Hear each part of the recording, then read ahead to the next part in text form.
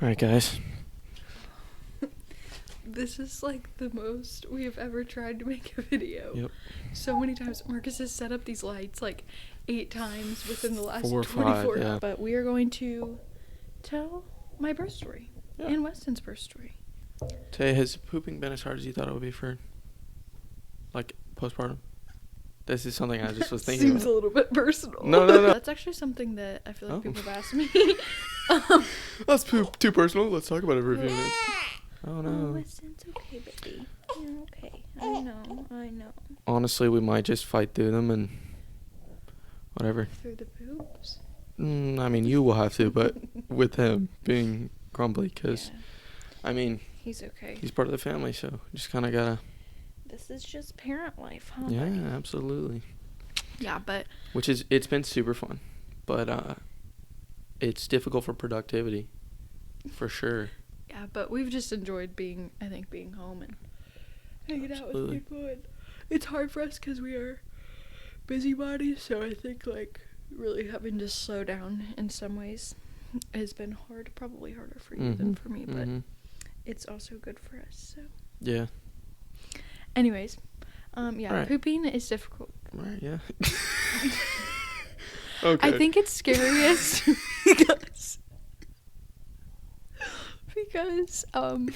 Oh, you actually want to? no, I actually do want to elaborate because I feel like people I do want to elaborate. because people have asked me about this. It's scariest because of the fact that like the muscles you use to push out a baby are like very specific, but like the feeling of like pushing out a human being resembles that of a very large crab. Oh my gosh. Okay. And so, All right. So, and so when you go to poop after birth, it kind of feels like you don't know how to poop. You just know how to give birth. So like you feel like you're like birthing a poop. Okay. This is just real. Right. Babe, hey, don't be embarrassed of me right now. I'm not embarrassed of you. I'm just surprised that you're being this. I would I don't tell know. you, if you asked me in person, this is how I would respond to you. Honestly, that's probably been a hard part of social media for us, is the fact that we're very honest in person, and so it's hard to not be just as honest online. But a lot more people I feel like we're just as honest online. hearing your honesty than Something like my honesty, I your just like friend. yeah. Okay. Yep. Okay. Okay. All right. So Weston's due date was the January 7th of 7th. January. Yep. And being the first baby, it's kind of normal to go over, but we expected to go early.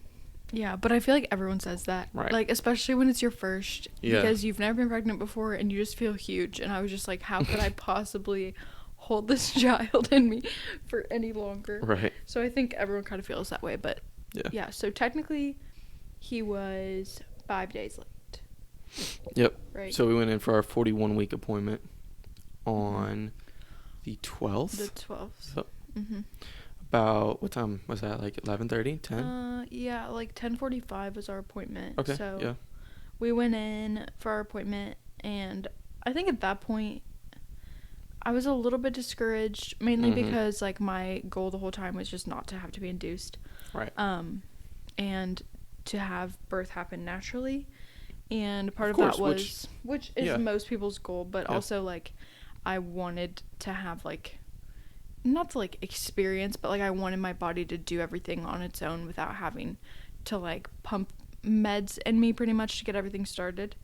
So I was a little bit disappointed, but also like kind of I feel like we felt peaceful going into that appointment of kind of like we had prayed that like if the Lord wanted me to be induced that he would just make it really clear. Yeah. And so I feel like we were both really open-handed with it at that point. I felt peaceful going into it because I felt like we didn't want to get an induction, but we felt the most ready to get an induction that we had in my mind, because we were like, well, you know, we're ready for the baby to come out, and he needs to come out for 42 weeks to be safe. Well, and that was the thing too, is like obviously it close. was going to be like it's about his safety ultimately and my safety, so like to go any longer, much longer, excuse me, would have been unsafe for him. Yeah. So Anyway, Which so is we what they got told in. us. Yeah. So Right. that brings us to our Big next segue. point. Bam. Perfect. We went in. Yeah. We waited in the waiting room. Blah blah blah. So we drove to the doctor's office. We walked in. We checked through in. the door. Yeah, Anyways, stepped through the door. Okay. So we got there, we waited, and the first thing they did was we went into like the ultrasound room, just where we had all of our previous ultrasounds, Mm-hmm. and it was probably about 15 minutes. Yeah. They like monitored him, they measured everything, and a part of what they measured and something that they were looking for was the levels of my amniotic fluid.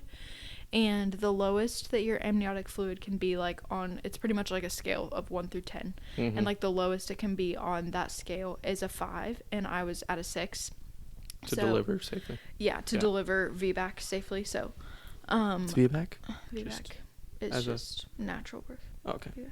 And amniotic fluid is what he's swimming in the whole time, correct? Yes, it's what he's swimming in, yeah, I guess. Right, yeah, okay. Yeah, so part of the reason that they worry about your amniotic fluid levels is, one, because it puts stress on the baby, because when you contract, your body obviously tenses up, and even the muscles in your stomach push down, because the whole goal, obviously, of contractions is to push the baby down. Mm-hmm. And without enough cushion, it can cause like spike in heart rate for the baby and just like distress, and a lot of the times just leads to not very good things, and one of those things being like C-section or other complications. Yeah. And it's just not ideal or really healthy or good for anybody. Right, yeah. So that was what they found out ultimately from the ultrasound. Everything else with him looked healthy, which was a huge praise. I was super thankful, obviously, for that. Like, there weren't any issues or like concerns about him. After that, we went into my like appointment with one of my midwives, and we were just talking, and she was like, honestly, I'm really not comfortable with letting you go even till Monday, because it just like, there's a really good chance that you're not going to naturally go into labor at this point before like your levels are have dropped. So like, it was just the concern of, we could wait one more day, but like your levels could continue to decrease, and then at that point, like, it just opens us up to more complications, and at that point, like, really the best option was to be induced. So she was like, well, do you want to have a baby today? And I was like, whoa. Yeah. Which was like, it's also just strange too, because I think when we'd been waiting every day, and then it was every like day. Today. Well, and I had several like kind of like contraction scares, really, I guess you could call it, like false labor. Yeah, like false labor, probably 2 times that were really notable. Yep. And I had them for like probably what, babe, like 4 or 5 hours. The longest was 6, and we were like bags packed, told our parents, yeah, we're going into labor. Well, and then we just fell asleep so, like, and woke up and nothing had happened. Yeah, it feels like so embarrassing, but it is really strange, because I was like really frustrated. I was like, I swear, like, you were like the girl who cried wolf, like, yeah, that's how it contractions. Feels. Yeah, but you were so sweet. You didn't make me feel like that. It was so funny. Well, I was freaked out every time. I was like, we go, it's time. I did not respond like that. I don't know why. That was good. Here we go. It's embarrassing. It was kind of weird though, because I'd like felt like I was, and then I wasn't. Well, also, that's the other thing, is when you don't really know how like true labor feels, like, you've never done it before. Yeah, it was interesting. Yeah. So anyways, so after that, we were like, okay, I guess we're having a baby today. Yeah. So she was like, okay, well, go get some lunch, and I'll let the midwife on call know that you guys are headed over in about an hour and a half. Yeah. Hour and a half. And so we got, what was the Stanley down. Not Stanley. Stanley way down. He fell down like a person. Yeah, I really I feel really loopy right now. It's alright. No. I'm seriously so tired. Okay. Anyways, so after she told us pretty much to go have a baby, and we were like, yeah, sounds good. We went home, then we went back. We got back to our midwife. Yeah. Yeah. Uh-huh. My mom met us here, and then we drove. Yeah. So that's pretty much how that whole in-between happened. Got some Panera, and we went to the hospital. We had our bags packed from the previous nights of thinking I was in labor. Mm-hmm. So then after that, we went to the hospital, checked in and everything. Pretty much we got there around what, like 1:30, 2? Like 2, I think, yeah. 2. Yeah. And yeah, so we got checked in and everything. It was really strange. It was kind of anticlimactic. Again, this was not the way that I thought it was going to happen. But we weren't like rushing to the hospital. We were just like, it was so casual. It was like, I don't even think we played music on the way there. We were just like, yeah, it felt really surreal. all right. So, but it was calm.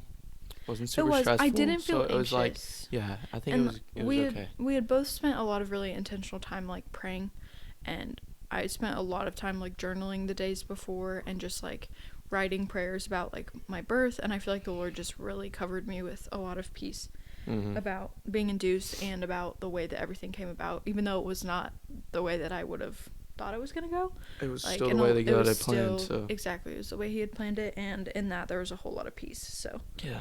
Absolutely. But yeah, so we got there. Got induced by 3:30ish, I think. Yeah. Yeah, and pretty much.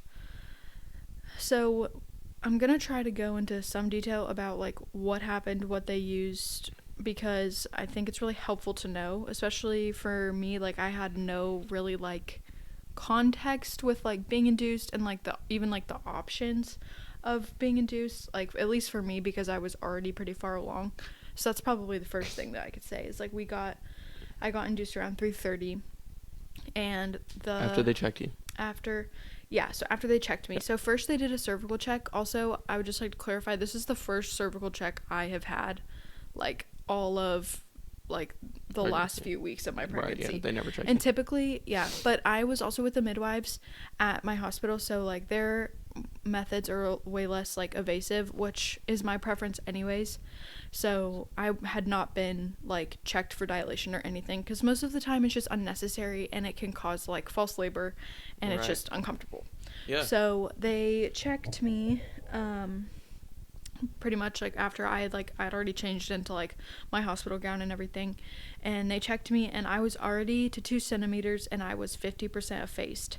So I was way further along than I even thought I was. Like that was really good, especially for one, since I was having to be induced, and two, because it was my first baby. So really it was just an answered prayer anyways that I had like progress. So thankfully that false labor was doing something. So that was encouraging. It was a little encouraging. Yeah.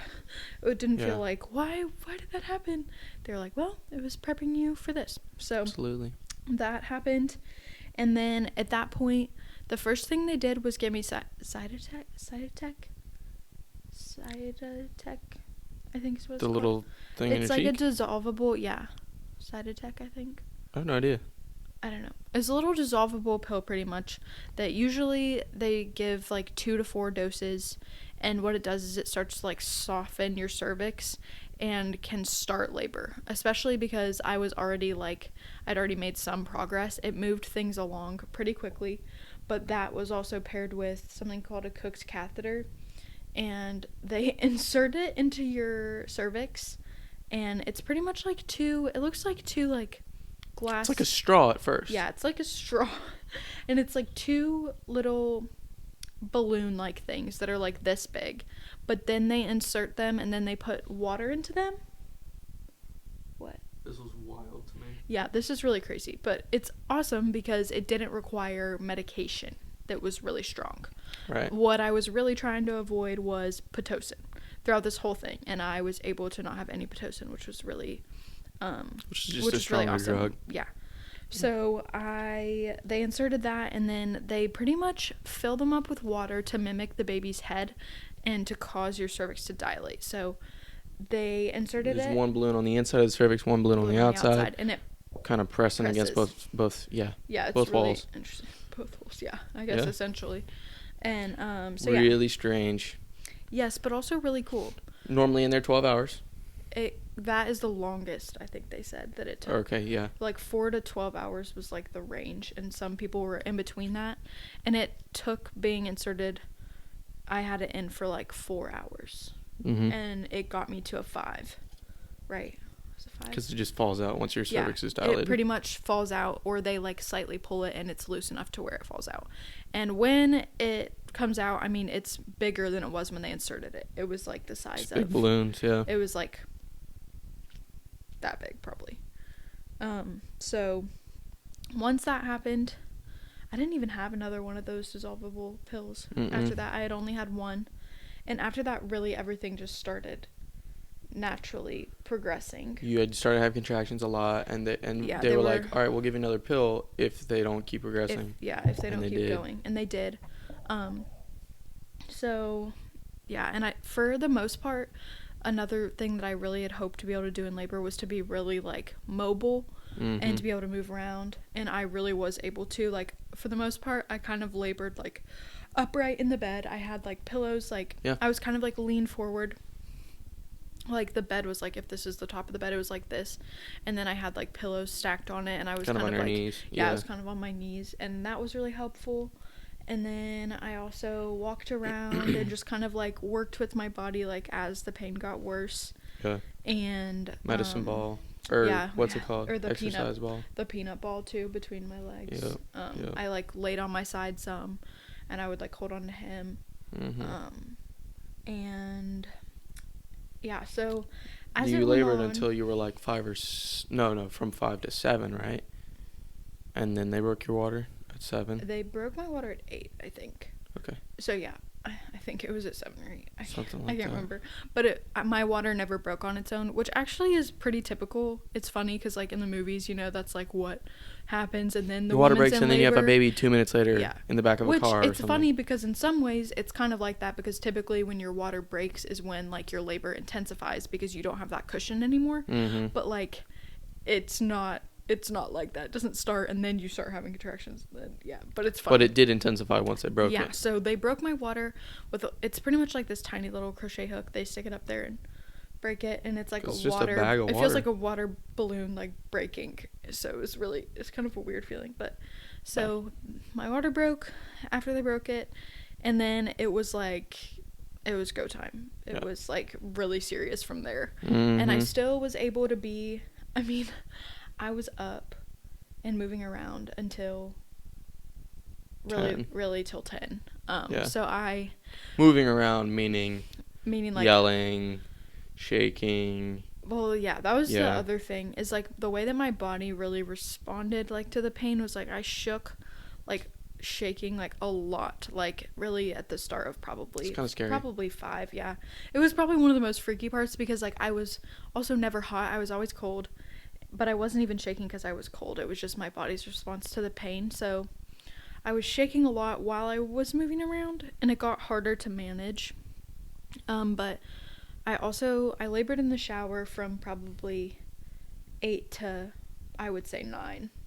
8 centimeters to 9 centimeters. You did a little bit before that. You did twice, yeah. Yeah, and it was really nice. I would definitely recommend that if water sounds helpful to you during labor, because if it's available. Yeah, if it's available to you, because I sat in the shower and he held the, like, shower head, it came off, and he held it, like, over my back, and it was really, really helpful. It you had a lot of back pain too, and it gives you another sensation to focus on, because I did have a decent amount of back labor. I was really thankful that he wasn't sunny side up, because usually when babies are faced the wrong way, it causes pressure in a different way so that you have more back labor. But I didn't. I just had back labor, so he came out the right way, thankfully.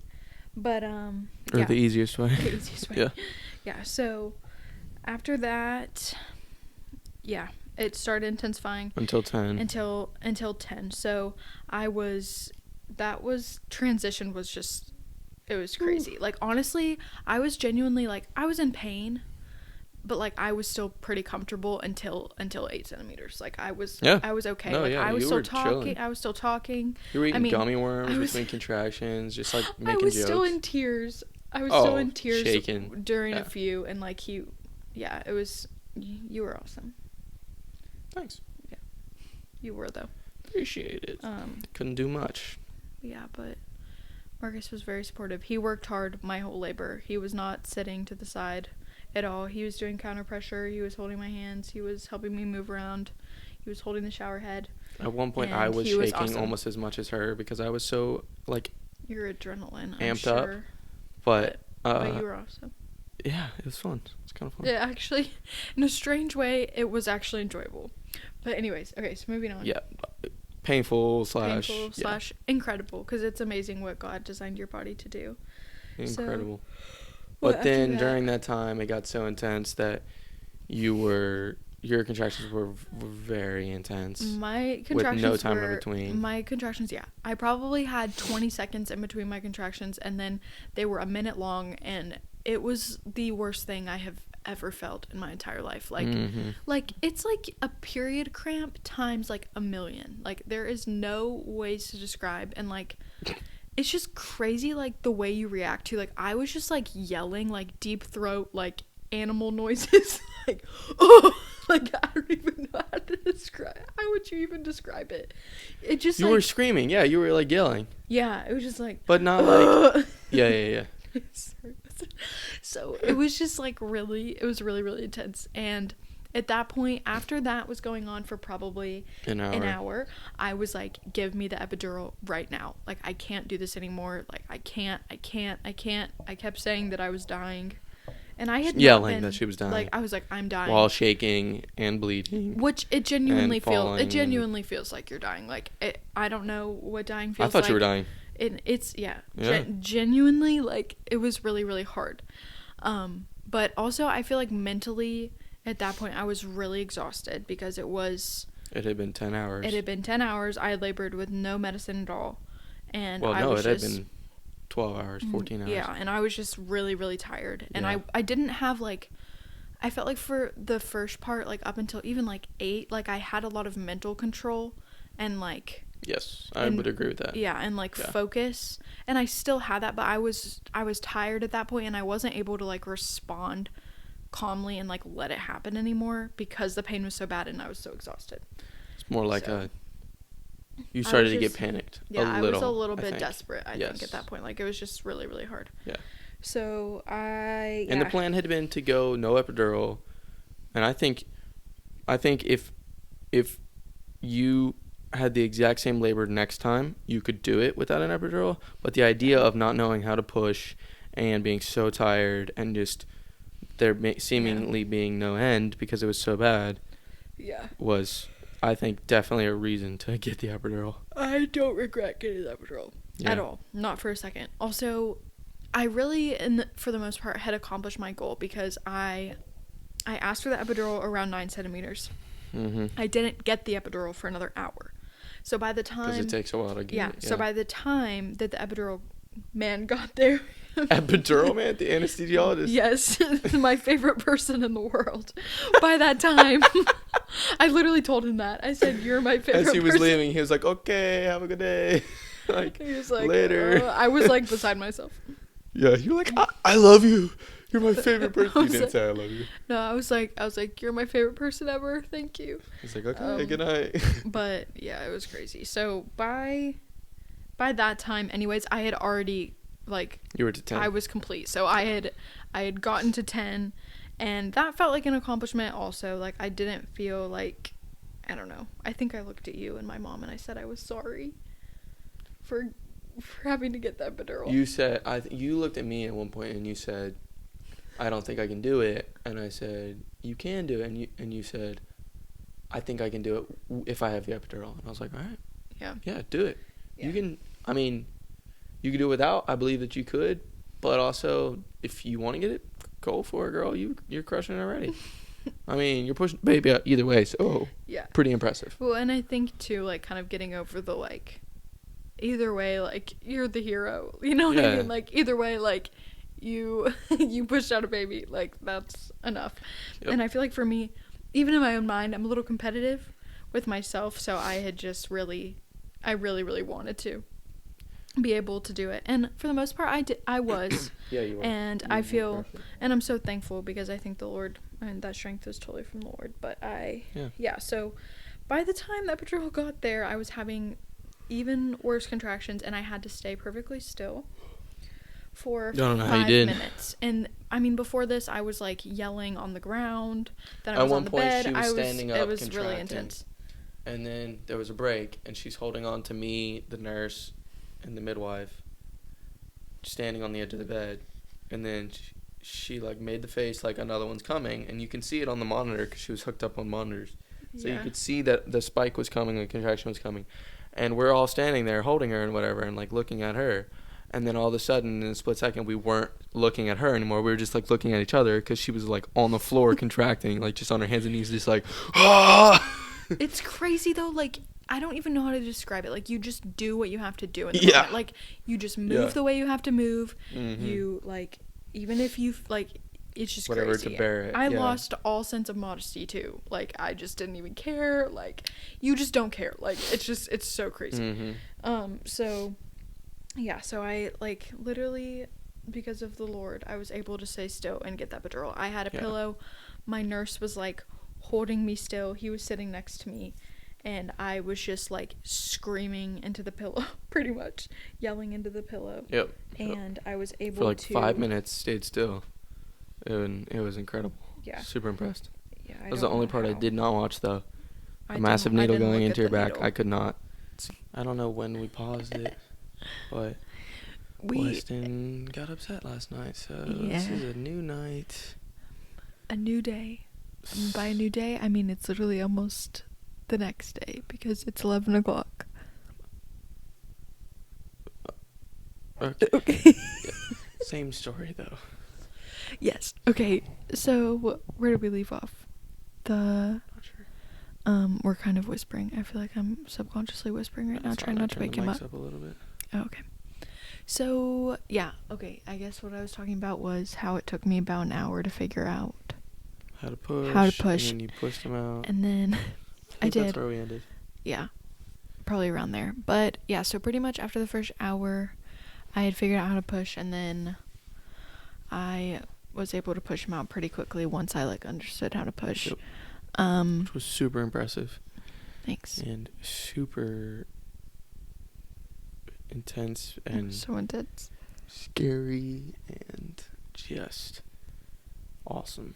It was. And honestly, I think I said this before, but for me, like, pushing was almost like the most relieving part of the entire time, because even though I was still having contractions, it was like it was like it was doing something. And like you just feel the urge. I feel like once you're that close, like once you get to that point, like you just feel the urge to push anyway. So I was just like ready. I was just ready to push.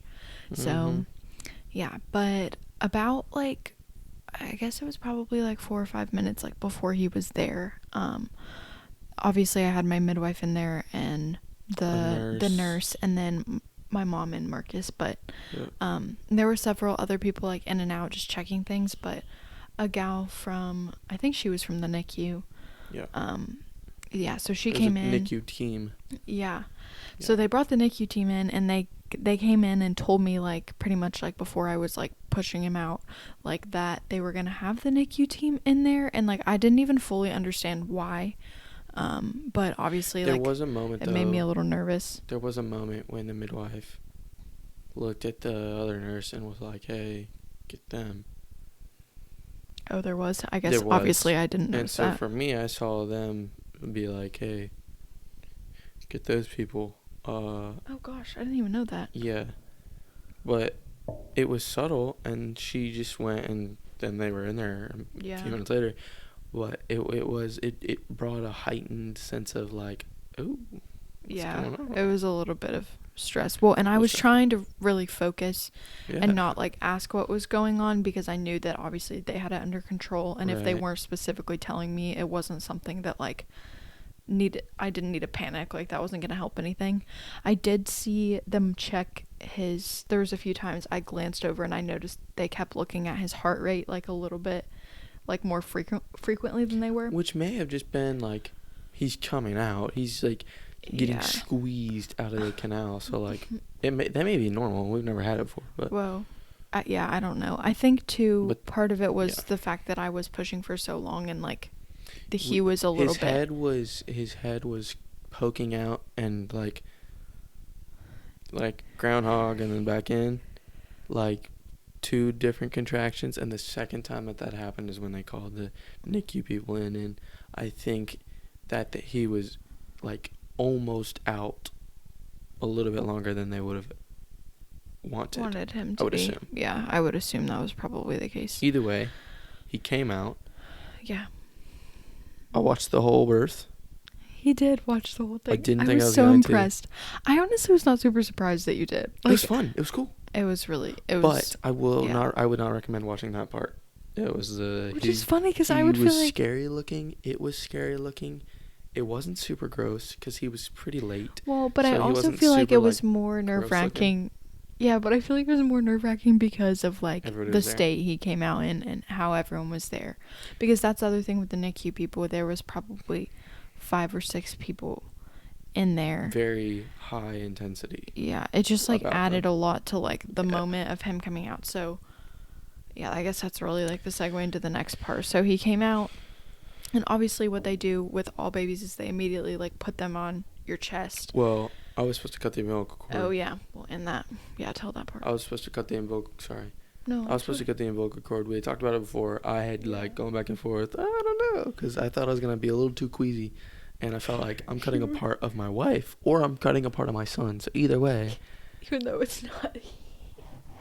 even though it's like I know it's what the you umbilical mean, though. cord, you Well, have and to cut it. It's dense, like it's like thick. A lot scarier looking than I thought it was gonna be. It's like a thick rope. Yeah. Yeah. Yeah. But when he came out, I think they probably knew this, and this is probably why they got the NICU. But his umbilical cord was wrapped around his throat a little bit.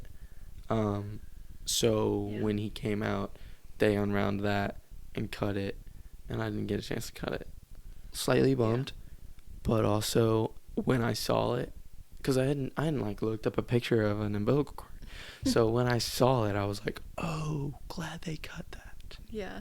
I don't know It might if have I could freaked do you out a that. little bit, which is understandable. I don't think I would have wanted to cut it.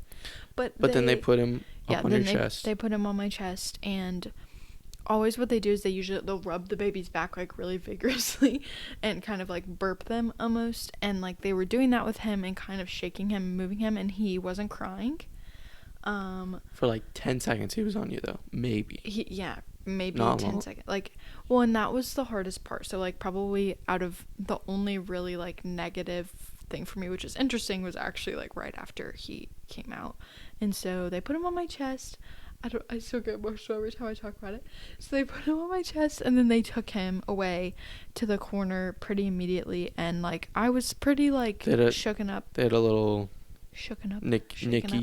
shaken up. Yeah, they had a little NICU like capsule thing over there, whatever you call those. They just had the regular newborn bed, like those. They always have those beds in the room. I know what you're talking about. Yeah. But it does almost look like it's like something like special. in the NICU. Yeah, but yeah. No. Okay. That's my bad. I know what you're talking This is my only experience. Well, yeah, that's fair.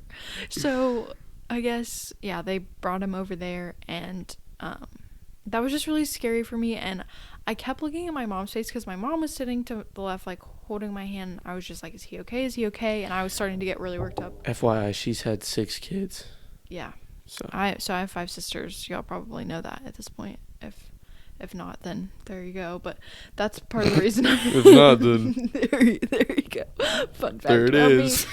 But my mom, obviously, like it was really cool for her to be in there and be like on that side of it, and she said that she loved it. She said it was really awesome to see. But I sorry. Yeah, it is currently. It is 11, and I 11:13. am exhausted, and so are you. But anyways, So that was happening, and I was like, what's going on? Is he okay? And everyone was like, they're just checking on him. Like, no one would say yes or no to me, which was like also kind of a scary thing, because they're trying to be like very general, and they don't want to like say don't want something. to make it worse in your mind, like in your stress. But they also can't respond and like necessarily tell me what was happening, if that makes sense, like in the moment, because they were more trying to like help him. Yeah, so it was kind of an interesting But I went dynamic. over there with him. Well, and I was like, it was go like with 10 him. feet away. It wasn't that far. Like I could see it seemed like a really far distance though. I could see all of the NICU people like around him, but in my mind there was like 10 NICU people and there just was the a lot. baby and Weston. I couldn't see him, and I was just like, this was like the only time I felt like real like panicky. It was like 40 seconds or probably some of the worst seconds of my whole life. Yeah, and it was probably scary for you too because you were watching them. But then I started to hear him cry. Well, so the issue was he was in there a long time in your womb. Yeah. amniotic fluid had got kind of low, but he we had told you all that. some of fluid in him. He had swallowed too much fluid, and so he wasn't breathing on his own right away like crazy. His arms, he had no control over his limbs because he didn't have much oxygen, so he was like flopping a little. He wasn't flopping. This is like my least favorite part to talk about. Yes. And he had a pretty big cone head from just being pushed out, because the longer that you're pushing, I guess, the longer he's in the birth canal, and his head is being squeezed. So his head was very long and cylindrical. So I was terrified because he was really gray. He wasn't moving. He wasn't making a sound. They had an oxygen mask on him, and his head was huge. And I was like, what is happening? Oh my gosh, this is not what I thought was going to happen. Yeah. And especially because everything else had gone so well. So it was kind of a little bit of a hard thing at the end.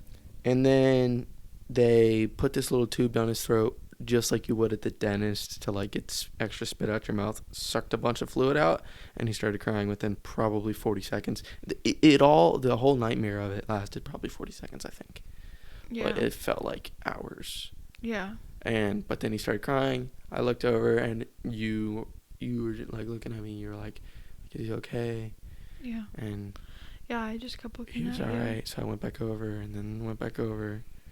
Forth between the two of you, and then probably 5 minutes later, he was good, and they put him on your chest. Yeah, and they put him on me. And that is... It was a little delayed, but that was obviously relief, but it was the best moment, like, obviously, of the whole time. But we have photos of it, yeah. One of the best moments of my life. So, it was really sweet. I can't do this. It's really cool. It was just incredible. Like, I don't know. There's just this, like, feeling and, like, love that you feel instantly, like, for your child that is just not, like, not like anything else. Yeah. It's just so special. So, it was really cool. It was really, really cool. It was really sweet. But that happened, and they put him on my chest, and we just were able to soak it up for a minute and just, like, be together, and I don't know, it was just so sweet. Like, hospital staff was amazing. They cared incredible. For us really well. Yeah, we had a good experience overall.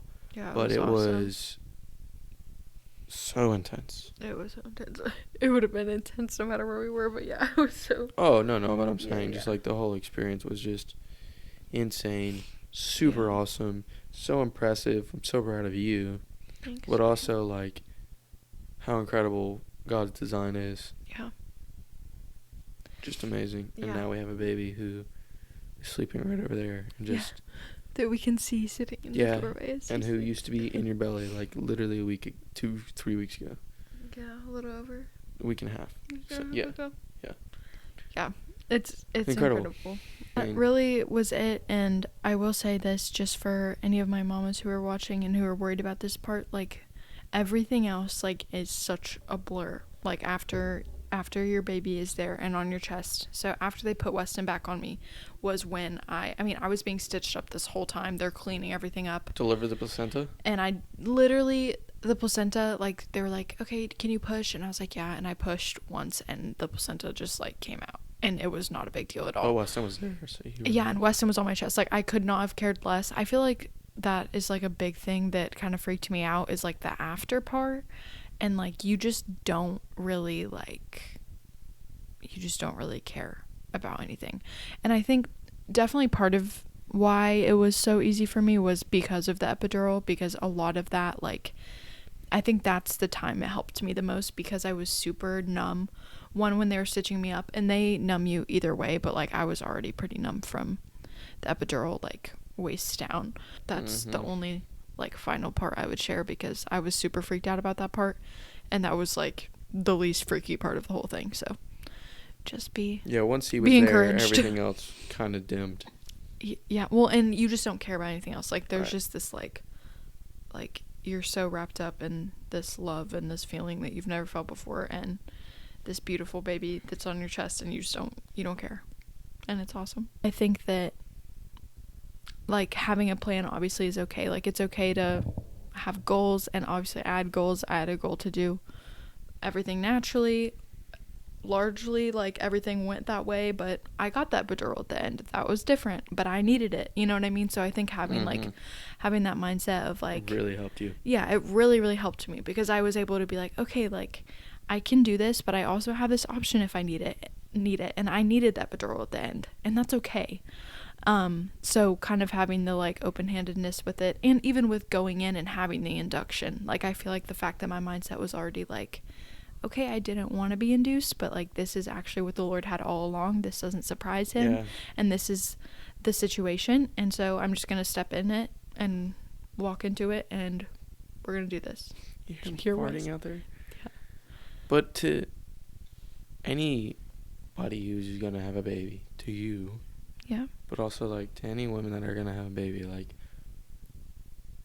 doesn't matter how you have the baby. Doesn't matter if you have a C-section. Doesn't matter if you have an epidural. Doesn't matter if you have to be induced, whether you go into labor naturally. Everything happens naturally. You are so strong for having done that. Yeah. That is incredible that you do that. That your body does that God made your body do that. Doesn't matter how it happened. Yeah. You may have expectations or hopes and dreams, but either way, you crushed it, and you're really strong for doing it.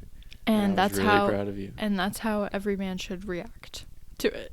Is the way that Marcus has responded. But I'm serious. Like, that should be the case. Like, you should feel encouraged and supported in the way that you choose to go about it and the way that you need to go about it. Because, like Marcus said, like, either way, like, you're super strong. And the Lord created your body to do that. And the fact that you did it is incredible. So, yeah, that's really... And if a guy doesn't go into the first one like that, with that mindset... Yeah. They absolutely will into the second, because there's a life-changing experience for the guy to observe. I will just say from experience. You're really sweet.